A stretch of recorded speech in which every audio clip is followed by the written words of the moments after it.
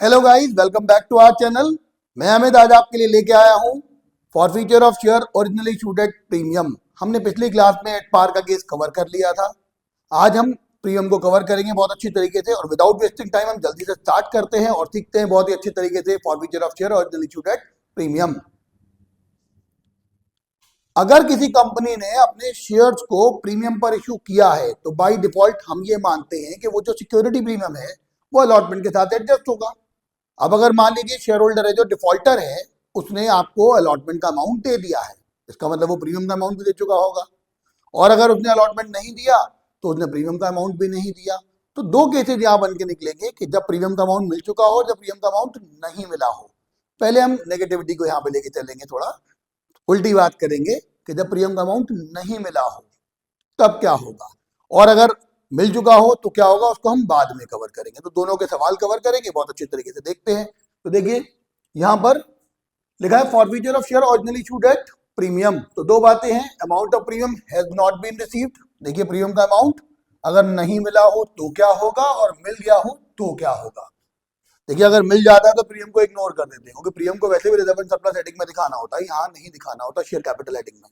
तो अब देखें जरा, हम लोग एंट्री बनती है क्योंकि हमें शेयर कैपिटल, जब हमने शेयर इशू किए होते हैं तो शेयर कैपिटल को हम लोग क्रेडिट करते हैं बढ़ाने के लिए, जब कैंसिल करेंगे तो डेबिट करेंगे। गौर करके देखिए, जब आप अलॉटमेंट की एंट्री करते थे तो आपने अलॉटमेंट की एंट्री कैसे की थी, allotment to share capital to security premium, आपने ड्यू की एंट्री करी थी। जब आप इसे कैंसिल करेंगे तो उसको रिवर्स करना पड़ेगा, तो शेयर कैपिटल को डेबिट करेंगे, सिक्योरिटी प्रीमियम को डेबिट करेंगे और अलॉटमेंट को क्रेडिट करेंगे। बस वही कंसेप्ट है यहाँ पर। शेयर कैपिटल को आप देखिए क्या करेंगे, शेयर कैपिटल को आपने यहाँ पर डेबिट किया है, सिक्योरिटी लेकिन यहाँ पर कॉल्ड अप अमाउंट के साथ डेबिट करेंगे विदाउट प्रीमियम। ध्यान रखना, कॉल्ड अप अमाउंट में प्रीमियम शामिल नहीं होता, उसको अलग से दिखाना होता है। तो हम जितने भी शेयर फॉरफीट करेंगे उसको called up amount without premium से मल्टीप्लाई करेंगे। दूसरी बात, सिक्योरिटी प्रीमियम अकाउंट को डेबिट करेंगे फॉरफीटेड नंबर ऑफ शेयर को प्रीमियम पर शेयर के अमाउंट से मल्टीप्लाई करके। ठीक है, फिर ये माना गया है कि प्रीमियम अलॉटमेंट पर है और अलॉटमेंट नहीं मिला है, इसलिए अलॉटमेंट को विद प्रीमियम कैंसिल करने के लिए क्रेडिट करेंगे। शेयर कॉल जो नहीं मिली उसको भी कैंसिल करने के लिए क्रेडिट करेंगे, और जो अमाउंट ऑलरेडी मिल चुका है उसे शेयर फॉरफीचर अकाउंट में हम लोग ट्रांसफर कर देंगे। ठीक है, और अगर बाई दिन प्रीमियम मिल चुका है, मैंने आपको क्या कहा कि प्रीमियम अलॉटमेंट के साथ एज्यूम किया जाता है। अब अलॉटमेंट मिल गया है तो ऑब्वियस बात है प्रीमियम भी मिल गया होगा, तो इग्नोर प्रीमियम, छोड़ दीजिए प्रीमियम को, कुछ नहीं करना है यहाँ पर उसका। तो आप क्या करेंगे, भाई आपको सीधे कॉल नहीं मिली तो पहले एंट्री होगी कॉल टू शेयर कैपिटल, जब कैंसिल करोगे तो क्या हो जाएगी, share capital to call.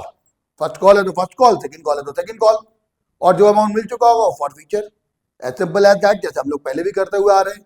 Reissue के केस वही रहेंगे जो एट पार में थे।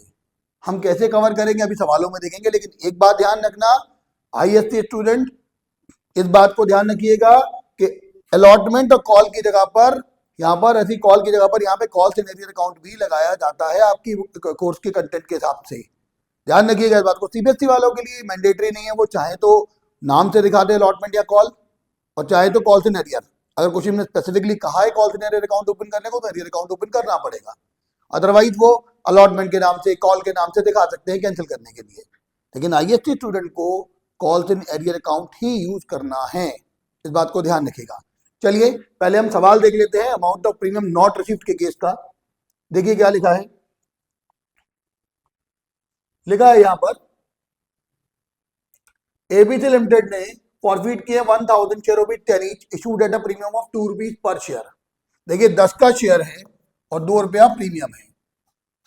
For the non payment of allotment money rupees 5 including premium. अब देखिए इसने क्या नहीं दिया आपको, अलॉटमेंट नहीं दिया, 3 रुपीज प्लस 2 रुपीज प्रीमियम का, एंड कॉल मनी रुपीज 4 पर शेयर।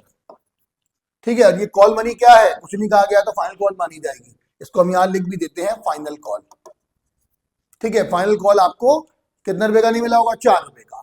अब गौर करिए 10 रुपए का शेयर है, फाइनल कॉल तक पैसा मांगा गया है, लेकिन एप्लीकेशन का अमाउंट तो पता नहीं है, तो हमने एप्लीकेशन देखा 10 में से 7 गया तो बचा 3। तो हम कहेंगे 3 रुपए का एप्लीकेशन, 3 रुपए का अलॉटमेंट, 4 रुपए का फाइनल कॉल, जिसमें देखिए एप्लीकेशन आपको मिल गया है और अलॉटमेंट और कॉल नहीं मिले हैं। ऑब्वियस बात है अलॉटमेंट नहीं मिला तो प्रीमियम भी नहीं मिला होगा। फिर इसमें से 800 शेयर आपने फुली पेड मानते हुए 9 रुपीज में जारी कर दिए। तो बताइए जनरलाइज करना है साहब इसको, तो कैसे करेंगे, देखिए बहुत सिंपल तरीका है, थोड़ा छोटा कर देते हैं क्वेश्चन को हम लोग ताकि आराम से आप लोग कवर कर सके। क्या रहेगा देखिए, यहां पर हम एंट्री करेंगे तो सॉल्यूशन देखिए, एंट्री करेंगे शेयर कैपिटल अकाउंट डेबिट। देखिए तो 1000 शेयर्स कॉल्ड अप अमाउंट से मल्टीप्लाई करके कितना आएगा 10,000 रुपीज। अब securities premium account debit 1000 share पर 2 रुपीज का प्रीमियम कितना हो गया 2000 रुपीज। क्या नहीं मिला आपको with premium, allotment with premium, तो अलॉटमेंट अकाउंट कितना जाएगा 1000 शेयर पर 5 के हिसाब से 5000। क्या नहीं मिला आपको, फाइनल कॉल, तो वो भी 1000 शेयर पर 4 रुपए के हिसाब से 4000 रुपए। अब जो मिल गया था उसको हम कर लेंगे फॉरफीट, तो share forfeiture account, share forfeiture account में जाएगा 1000 इंटू 3000 रुपीज। ठीक है, अब आपने इसमें से 800 शेयर को फुली पेड अप मानते हुए 9 में जारी किया, तो देखिए मैंने क्या बताया था, एंट्री करते हैं bank to share capital, bank account debit to share capital account. तो देखिए कितने शेयर जारी किए 800 शेयर फुली पेड अप। मैंने आपको यहाँ पे 3 केस बताए थे कि 3 केसेस होते हैं, फुली पेड अप लिखा हो तो फुल वैल्यू पर शेयर, अगर लिखा हो ₹9 paid up, ₹9.5 paid up, ₹8 paid up तो उससे मल्टीप्लाई करेंगे, और कुछ ना लिखा हो तो कॉल्ड अप अमाउंट से यहाँ मल्टीप्लाई करते हैं। तो यहाँ लिखा है फुली पेड अप, यानी कि वो 10 रुपए का शेयर था और आपने कितने में इशू किया है 9 रुपीज में, तो यहाँ लिखेंगे 800 इंटू 9। अब देखिए 10 का शेयर 9 में जारी किया, नुकसान हो गया, तो नुकसान को हम लोग शेयर फॉरफीचर अकाउंट में डेबिट कर देते हैं, तो कितना आएगा 800 शेयर पर 1 के हिसाब से, तो मल्टीप्लिकेशन कर लेते हैं, तो ये आएगा 7200, ये आएगा 800 और ये आएगा 8000। अब देखिए मैंने जो आपको ट्रिक सिखाई थी मैं उसी के हिसाब से आपको सिखा रहा हूँ। 1000 शेयर्स आपने फॉरफीट किए और 800 रीइश्यू किए हैं, तो मैंने आपको ट्रिक क्या बताई थी, मैंने ट्रिक बताई थी प्रॉफिट पर शेयर माइनस लॉस पर शेयर इंटू रीइश्यूड शेयर। तो देखो प्रॉफिट पर शेयर है 3, लॉस पर शेयर है 1, इंटू रीइश्यूड शेयर है 800, तो 3 में से 1 गया 2, 800 शेयर पर 1600 रुपीज हम लोग कैपिटल रिजर्व में ट्रांसफर कर देंगे। तो उसकी एंट्री क्या बनेगी जरा वो भी समझ लीजिए, उसकी एंट्री बनेगी share forfeiture account debit to capital reserve,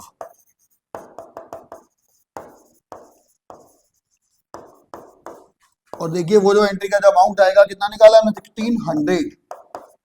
भाई एक बात और समझ लीजिएगा यहाँ पर, क्योंकि बैलेंस शीट में कई बार फॉरफीचर का अमाउंट भी पूछा जाता है, ये तो कैपिटल रिजर्व का अमाउंट निकला है, तो जितने शेयर अनरीइश्यूड होते हैं, देखिए 1000 फॉरफीट के थे 800 रीइश्यू किए हैं, तो 200 शेयर अनरीइश्यूड है, तो अनरीइश्यूड शेयर को अगर हम किसके फॉरफीचर प्रॉफिट पर शेयर से मल्टीप्लाई करते तो क्या निकला था फॉरफीचर का अमाउंट, तो 200 शेयर पर 3 के हिसाब से 600 रुपए बैलेंस शीट में फॉरफीचर के नाम से चला जाएगा।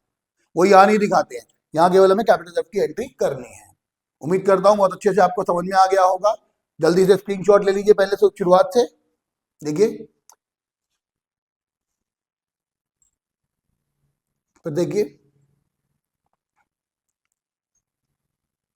चलिए अब जो अगला केस है वो ये है कि अगर हम शेयर्स का प्रीमियम रिसीव कर चुके होते तो क्या होता, बस यही आज का लास्ट सवाल है।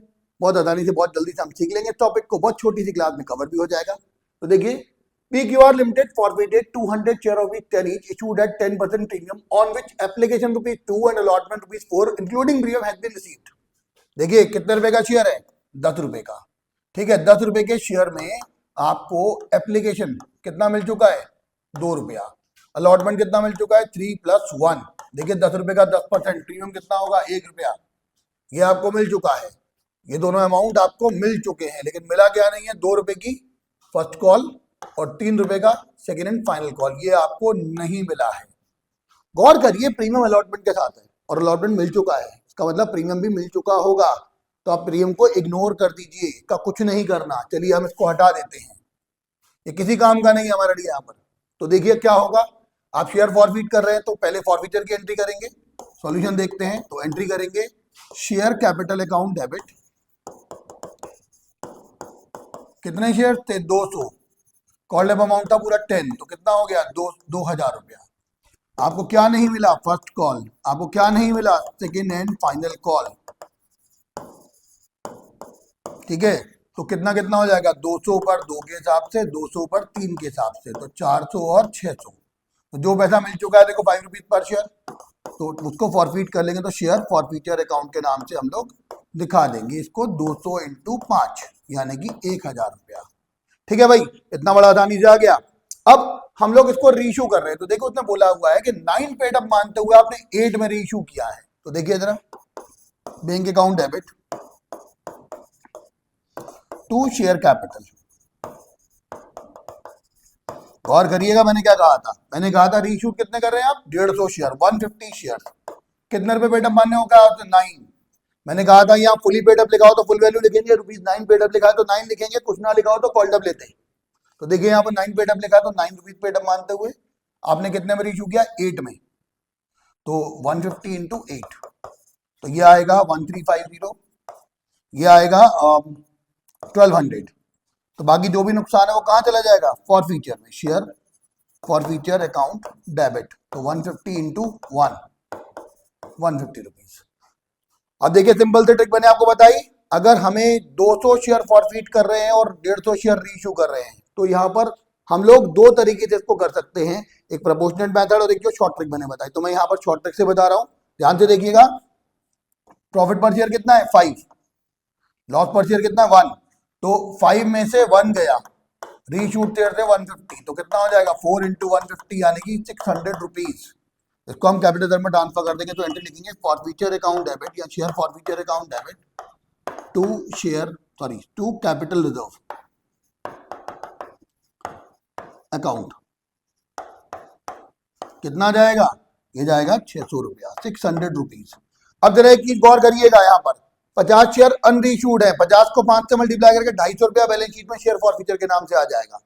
लेकिन अब क्वेश्चन ये राइज होता है कि भाई शॉर्ट ट्रिक एक्सेप्टेबल है, आप आराम से कर सकते हैं, इसको दिक्कत नहीं है, लेकिन फिर भी अगर आपको लगता है कि कहीं कुछ दिक्कत लग रही है तो हम प्रोपोर्शनल मेथड भी सीख लेते हैं। इसको शॉर्ट ट्रिक क्वेश्चन लगाइएगा, बड़े क्वेश्चन में आप फिर वो फॉर्मूला लगा दीजिएगा। तो बताता हूँ वो कैसे होता है।